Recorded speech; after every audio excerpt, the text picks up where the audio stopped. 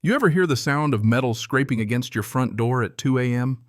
The kind of sound that sends a jolt right down your spine, wakes you up in the middle of a dream, and makes you question whether you're actually awake or just stuck in a bad rerun.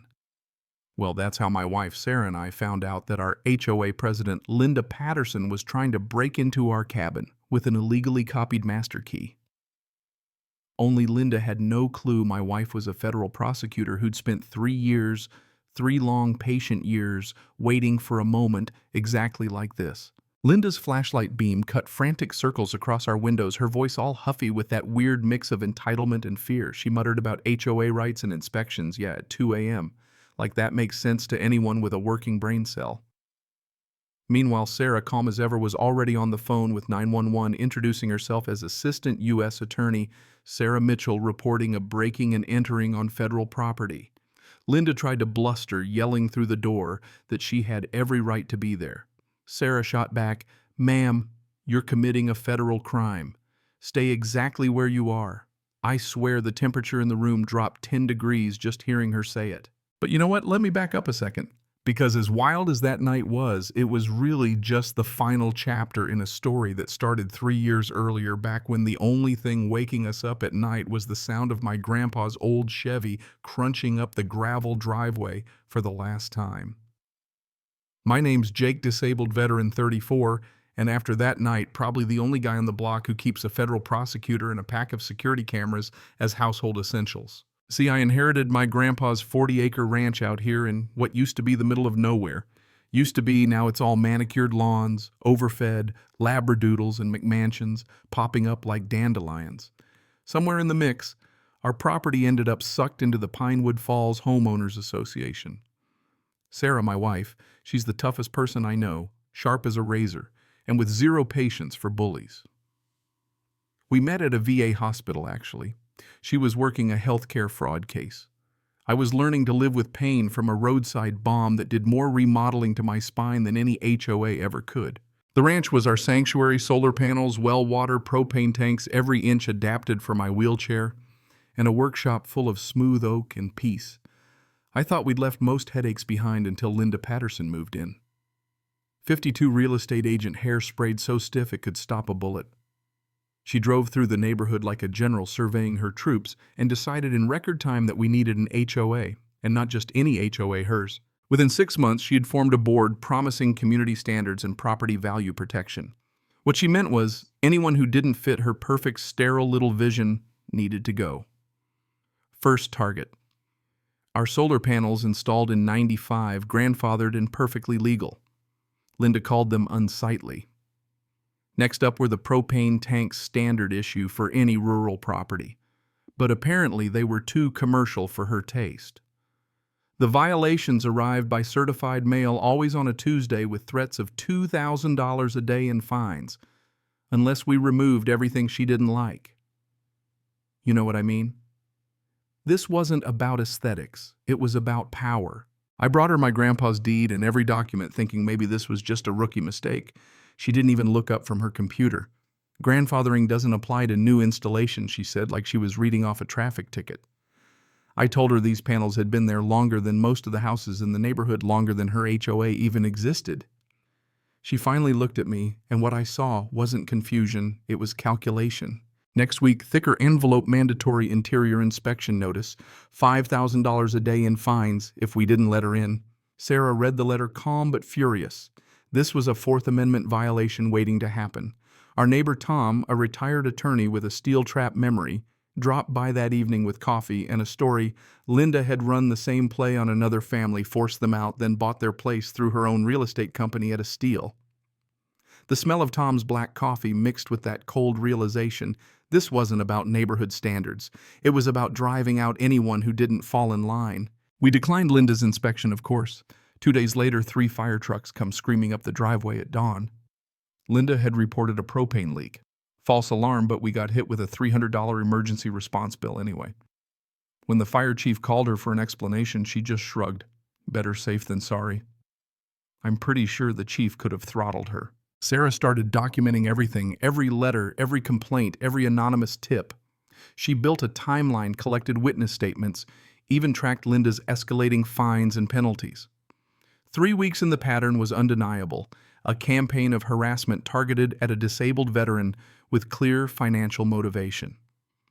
That's when Sarah told me the Department of Justice loves cases like this patterns, not just isolated incidents. I beefed up our security cameras on every corner.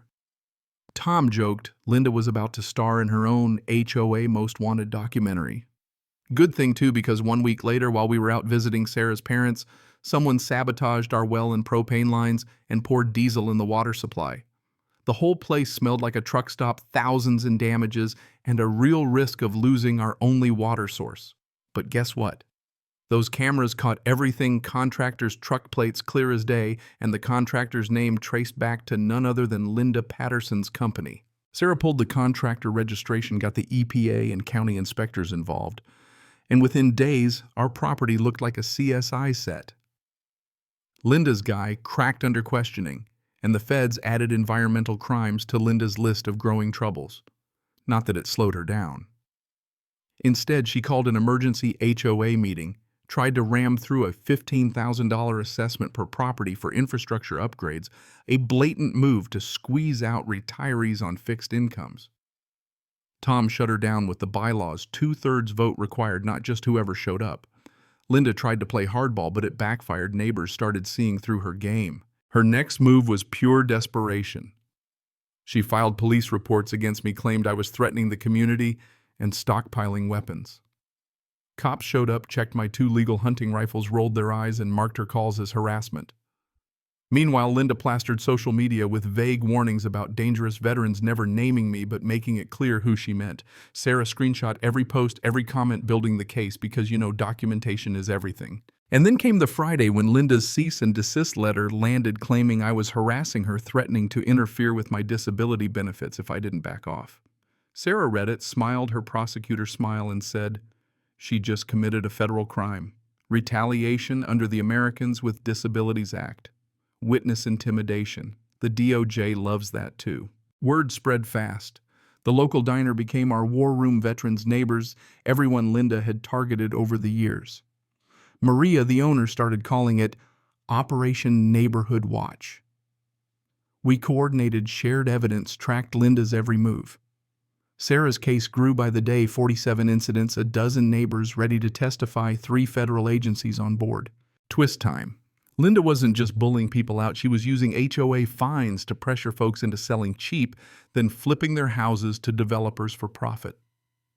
Sarah's financial investigation uncovered $340,000 in unreported income shell companies and a money trail that led right back to Linda's door. The IRS was now in the game. Linda, for her part, was completely oblivious. She doubled down on her campaign, bribed cops, caught on tape, tried to intimidate EPA investigators, also caught and ramped up her public meltdowns. Our community was documenting every move, cameras, witness statements, encrypted group chats. I even upgraded the security system, night vision, motion sensors, cloud backups, the works. The trap was set. After learning she'd copied master keys 2 counties over, we changed our locks. Then we waited. Sure enough, 2 nights later, Linda showed up, flashlight, crowbar, master keys, muttering about HOA business while trying to break into our house. But the keys were useless. She tried the windows, made enough noise to wake the dead, and all the while our cameras and half the neighborhood were recording. Sarah made the call to 911, calm, precise, the voice of a prosecutor who knows she's already won. Deputies surrounded Linda, arrested her mid-crime, and got a full confession on camera. Linda ranting about protecting the neighborhood from undesirable elements, basically read herself her Miranda rights on tape. The fallout was electric. Emergency HOA meeting, TV crews, the whole town packed into the community center. Sarah presented the mountain of evidence: harassment, environmental crimes, tax fraud, hate crimes. Linda tried to talk her way out of it, but her own words had done the job. As deputies cuffed her again, this time for violating her restraining order, Linda screamed about property values, about people like us not belonging. You could feel the whole community snap. By the end of that night, the HOA was dissolved, replaced by a voluntary association focused on actual community, not control. Turns out standing up to bullies works. Property values went up. The diner became a real community center. Our woodworking program for veterans grew into a lifeline for folks across 3 counties. Sarah's work on the case landed her a promotion. Now she leads a federal task force investigating harassment and community corruption all over the state. A year later, at our community barbecue, veterans and families shared stories. Neighbors laughed, and the only thing anyone was worried about was whether we'd run out of Maria's apple pie.